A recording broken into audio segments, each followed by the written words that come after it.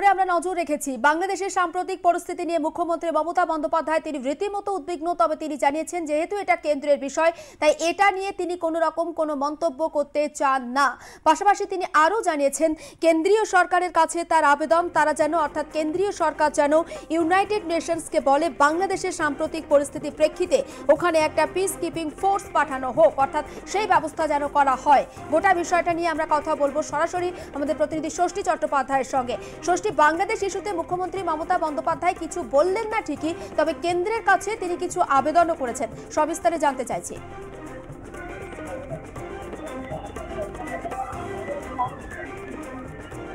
দেখো, বাংলাদেশ নিয়ে আজকে সদনের মধ্যেই উদ্বেগ প্রকাশ করেছেন মুখ্যমন্ত্রী মমতা বন্দ্যোপাধ্যায়। এবং বাংলাদেশে এ রাজ্যের বহু মেয়ের বাংলাদেশে বিয়ে হয়েছে, তাদের আত্মীয় স্বজন রয়েছে, তাদের জমি জমা রয়েছে এবং অনেকের তারা সেখানে পরিবার পর্যন্ত বাস করে। সেই মানুষগুলোর নিরাপত্তা নিয়েই মূলত উদ্বেগ প্রকাশ করেছেন মুখ্যমন্ত্রী মমতা বন্দ্যোপাধ্যায়। গত 10 দিন ধরে বাংলাদেশে সাম্প্রতিক ঘটে যাওয়া যে ঘটনা, সেই ঘটনা নিয়ে কেন ভারত সরকার এখনো পর্যন্ত চুপ করে বসে আছে এ বিষয় নিয়ে প্রশ্ন তুলেছেন খোদ মুখ্যমন্ত্রী মমতা বন্দ্যোপাধ্যায়। বিদেশ নীতি অবশ্যই সেটা কেন্দ্রীয় সরকার, ভারত সরকার এবং বাংলাদেশ সরকারের মধ্যে একটা বিষয়, কিন্তু এক্ষেত্রে বহু মানুষের সেখানে নিরাপত্তা নিয়ে প্রশ্ন তুলেছেন মুখ্যমন্ত্রী মমতা বন্দ্যোপাধ্যায়।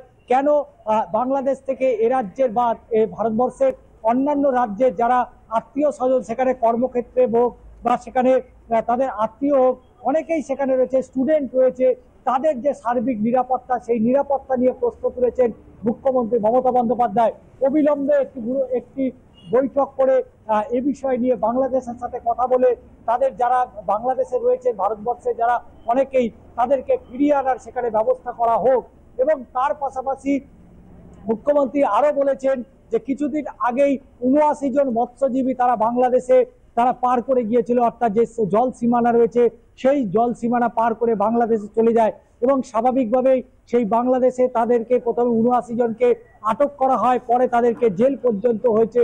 সেই ৭৯ জনকে এখনো পর্যন্ত ছাড়া হয়নি।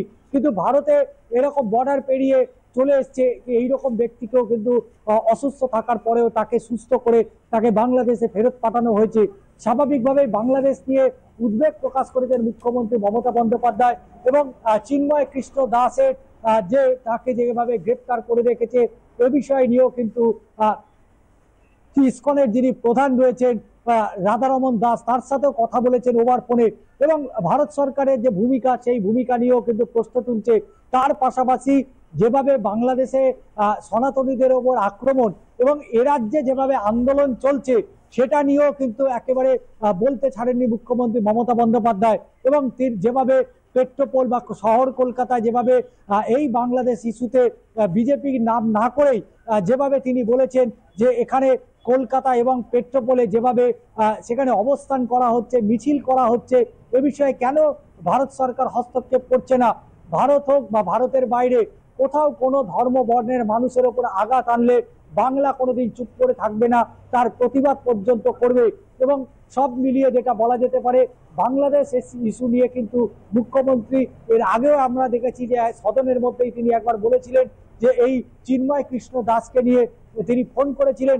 আজকে কিন্তু পুরো বিস্তারিত তিনি বললেন যে বাংলাদেশে যেভাবে অত্যাচার হচ্ছে, এখানকার মানুষ যারা বাংলাদেশে রয়েছেন তাদেরকে সুরক্ষিত ফিরিয়ে আনার দায়িত্ব ভারত সরকারের। কেন ভারত সরকার উদ্যোগ নিচ্ছে না এই প্রশ্ন তুলে দিয়েছেন সদনের মধ্যে দিয়ে মুখ্যমন্ত্রী মমতা বন্দ্যোপাধ্যায়। একেবারে নজর থাক ষষ্ঠী, আপাতত তোমাকে ধন্যবাদ। এবং মুখ্যমন্ত্রী মমতা বন্দ্যোপাধ্যায় যে রীতিমতো উদ্বিগ্ন ওপার বাংলায় অশান্তির খবরে সেটা কার্যত স্পষ্ট হলো আজকে। অবশ্যই নজর থাকবে আমাদের অন্যান্য খবরের জন্য। অবশ্যই আপনারা নজর রাখুন আর প্লাস নিউজের সবার আগে সবার পাশে।